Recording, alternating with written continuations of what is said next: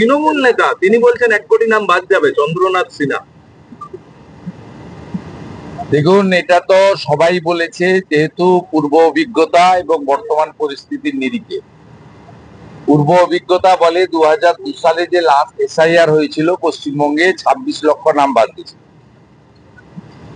এবং ইতিমধ্যে আপনারা জানেন যে ডবল ট্রিপল এন্ট্রিতে 16 লক্ষ নাম আমরা জমা দিয়েছি লোকসভা ভোটের আগে। এটা আরিজাপ্তাব কাটতে দেননি। এবং আমি রিসেন্ট যেটা পেয়েছি আধার থেকে, 13 লক্ষ আধার কার্ড অ্যাক্টিভেটেড করা হয়েছে যারা লোকসভা নির্বাচনের পরে মারা গেছে, আধার ডিএক্টিভেট। 16+13 29 লক্ষ নাম তো চোখের সামনে আছে। তবে বিহারে যেভাবে রাজ্য সরকার সহযোগিতা করেছে, রাজনৈতিক দলগুলোরও অংশগ্রহণ ছিল, তাই সেখানে 100% সফল হয়েছে। এখানে বিস্তীর্ণ এলাকায় সন্ত্রাস আছে, রাজনৈতিক সন্ত্রাস এবং ধর্মীয় সন্ত্রাস। একটা বিশেষ সম্প্রদায়ের লোককে লেলিয়ে দেওয়া হয়, জেপি নাড্ডা থেকে শুরু করে খগেন মুর্মু পর্যন্ত। স্বাভাবিকভাবে সেখানে রাজনৈতিক দলগুলোর প্রতিনিধি বিএলএ 2 সবগুলো বুথে বিএলওদের সঙ্গে থাকতে পারবেন কিনা এই আশঙ্কা আছে। বিএলওরা নির্ভয়ে প্রাণকে হাতে রেখে বাঁচিয়ে তারাও বিহারের মতো এসআইআর সব বুথে করতে পারবেন কিনা তারও আশঙ্কা আছে। কিন্তু তারপরেও আমি বলবো যে সঠিক এসআইআর হলে গত 10-12 বছরে বাংলাদেশের মুসলমান যেভাবে ঢুকেছে কাঁটাতারের বেড়া না থাকার ফলে, তাতে 1 কোটিরও বেশি নাম বাদ যাওয়া উচিত। আমরা আশা করব ইলেকশন কমিশন এই চ্যালেঞ্জেস গুলোকে ওভারকাম করে তারা করবেন।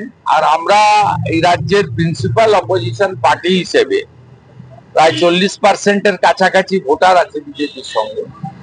আমরাও মূলত মুসলিম বুথগুলোতে আমাদের কর্মী নেই, বাকি আমরা চেষ্টা করব কর্মীদেরকে বাঁচিয়ে রেখে। কোথাও কর্মীরা প্রাণ দিয়ে দিক বিএলওর সঙ্গে গিয়ে, সেটা আমরা চাইবো না। জীবনের মূল্য অনেক, আমরা চেষ্টা করব। তার বাইরেও কি কি করা যায়, পলিটিক্যাল পার্টি হিসেবে আমরা প্রথম দিন থেকে লেগে আছি। এসআইআর চলাকালীন, draft list, voter list publish হওয়াকালীন, ফাইনাল ভোটার লিস্ট পর্যন্ত আমাদের সজাগ দৃষ্টি থাকবে এবং আমরা এটাকে প্রায়োরিটি 1 হিসেবে দেব। ত্রুটিমুক্ত ভোটার লিস্টই অবাধ নির্বাচনের প্রথম সোপান বলে আমি মনে করি। কিন্তু একটা কথা বলতো, 1 কোটি নাম যদি বাদ যায় তাহলে সেক্ষেত্রে কি রাজনৈতিক প্রভাব পড়বে বা ফলাফলে প্রভাব পড়বে? হ্যাঁ, আমাদের তো গ্যাপ নেই। লাস্ট লোকসভাতেই তৃণমূলের সংখ্যা সাফল্য ধরেই যদি বলি 2,75,000, 2,33,000, গ্যাপ 42 লক্ষ। ডায়মন্ড হারবার মডেল দেখার পরেও, কেশপুর মডেল দেখার পরেও, সিতাই শীতলকুচি মডেল দেখার পরেও আমাদের সঙ্গে তো ওদের গ্যাপ মাত্র 21-22 লক্ষ।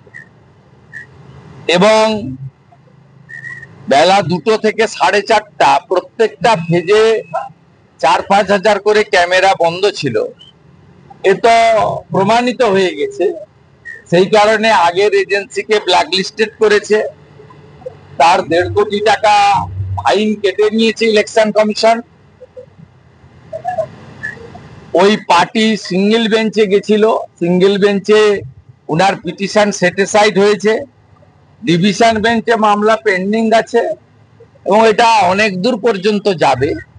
আইপ্যাক এবং ক্যামেরা যারা দিয়েছিলেন সেই ভেন্ডার, সাথে তৃণমূল এবং অ্যাডমিনিস্ট্রেশন, এদের যে ইললিগাল কনাইভেন্স ছিল এটা তো ইতিমধ্যে প্রমাণিত হয়েছে।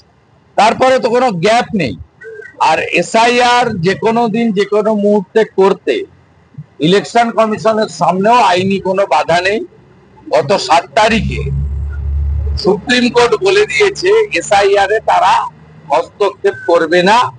কোনো জেনুইন নাম যদি বাদ যায়, কমপ্লেন হয়, কেন বাদ দিয়েছে তার তথ্য প্রমাণ ইলেকশন কমিশনকে, পিটিশনারকে এবং সুপ্রিম কোর্টে দিতে হবে।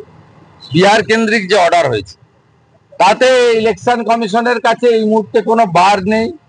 তারা কখন করবেন, প্রায় 16 কোটি ফর্ম ছাপাতে হবে, 8x2, তার প্রস্তুতি চলছে। মিস্টার জ্ঞানেশ ভারতী তিনি পশ্চিমবঙ্গে তার পর্যায়ক্রমে ভিজিট করছেন, সিও তার কাজ করছেন, আমরা তো দেখতে পাচ্ছি।